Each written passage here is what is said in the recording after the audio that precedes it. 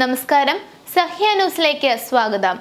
ഗംഗാവലിപ്പുഴയിലേക്ക് കൂടുതൽ യന്ത്രങ്ങൾ എത്തിക്കാൻ നീക്കം. റാം നിർമ്മാണം തുടങ്ങി.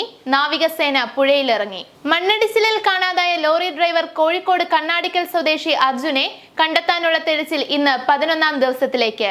മന്ത്രിമാരായ PA മുഹമ്മദ് റിയാസും AK ശശീന്ദ്രനും ഉച്ചയോടെ ശിരൂരിൽ എത്തും. ഗംഗാവലിപ്പുഴയിൽ അടിയൊഴുക്ക് ശക്തമായതിനാൽ തെരച്ചിൽ നീണ്ടേക്കുമെന്ന് ആശങ്കയുണ്ട്. നിലവിൽ ഒഴുക്ക് 6 നോട്ട്സ് ആണ്. 3 നോട്ട്സിന് താഴെ എത്തിയാലേ മുങ്ങൽ വിദഗ്ധർക്ക് ഇറങ്ങാനാകൂ. മണ്ണിടിച്ചിലുണ്ടായ ദേശീയപാത 66 ഭാഗികമായി തുറന്നു. വ്യാഴാഴ്ച രാത്രി വാഹനങ്ങൾ കടത്തിവിട്ടു. പകൽ രക്ഷാപ്രവർത്തനം നടക്കുമ്പോൾ വാഹനങ്ങൾ തടയും. ഉത്തര കന്നഡ ജില്ലയിൽ ഓറഞ്ച് അലർട്ട് പ്രഖ്യാപിച്ചു. ശിരൂരിൽ ശക്തമായ കാറ്റും മഴയും തുടരുന്നത് രക്ഷാദൌത്യത്തിന് പ്രതിസന്ധിയാണ്. സാഹചര്യം അനുകൂലമായാൽ പുഴയിലിറങ്ങി തിരച്ചിൽ നടത്തുമെന്നും സൈന്യം അറിയിച്ചു. അതേസമയം ലോറിക്കകത്ത് അർജുൻ ഉണ്ടോ എന്ന് സ്ഥിരീകരിക്കാനായില്ല.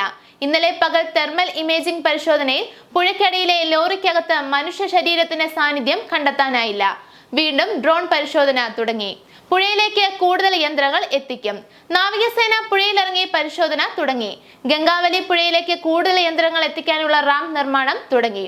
ഭൂമിയന്ത്രം ഉപയോഗിച്ച് പുഴയുടെ തീരത്തെ മണ്ണ് നീക്കം ചെയ്യുന്നു. റാം നിർമ്മിച്ച് വാഹനങ്ങളിൽ യന്ത്രങ്ങൾ എത്തിക്കാനാണ് നീക്കം. പുഴയിലെ അടിയൊഴുക്കും ശക്തം. അടിയൊഴുക്ക് കുറഞ്ഞാൽ മാത്രമേ പുഴയിൽ ഇറങ്ങാനാവൂ എന്ന് defence PRO Athul Pillai. 3-4 knots ആണെങ്കിൽ പോലും സ്പോട്ടിലെത്തി റോപ്പ് ഉപയോഗിച്ച് ഡൈവ് ചെയ്യാൻ ശ്രമിക്കും. എന്നാൽ അതിനു പോലും പറ്റാത്ത സാഹചര്യമാണ്. വലിയ ഒഴുക്കാണ് പുഴയിലുള്ളത്. ഉത്തര കന്നഡ ജില്ലയിൽ ഇന്ന് ഓറഞ്ച് അലർട്ട്. ലോറി കണ്ടെത്തിയ ഭാഗത്തെ അടിയൊഴുക്ക് കുറയ്ക്കാനായി കൂടുതൽ ഭാഗങ്ങളിൽ ഡ്രഡ്ജിംഗ് നടത്തുകയാണെന്ന് കളക്ടർ ലക്ഷ്മി പ്രിയ പറഞ്ഞു. രാത്രിയും ഡ്രോൺ ഉപയോഗിച്ചുള്ള പരിശോധന നടത്തും. ക്യാബിൻ ലോറിയിൽ നിന്ന് വിട്ടുപോകാൻ സാധ്യതയില്ലെന്ന് കമ്പനി അധികൃതർ അറിയിച്ചു. ലോറിയുടെ ഡ്രൈവിംഗ് ക്യാബിൻ തകർന്നിട്ടില്ലെന്ന് ഡ്രോൺ പരിശോധനയിൽ വ്യക്തമായി. ക്യാബിനും പിൻവശവും വേർപെട്ട നിലയിലാണെങ്കിൽ പുതിയൊരു സിഗ്നൽ കൂടി കിട്ടണം. ഇന്നലെ അത്തരത്തിൽ സിഗ്നൽ ലഭിച്ചിട്ടില്ല. അപകടം സംഭവിച്ചപ്പോൾ ക്യാബിൻ ലോക്ക് ആകുന്ന സിസ്റ്റം പ്രവർത്തിച്ചിട്ടുണ്ടാകാം.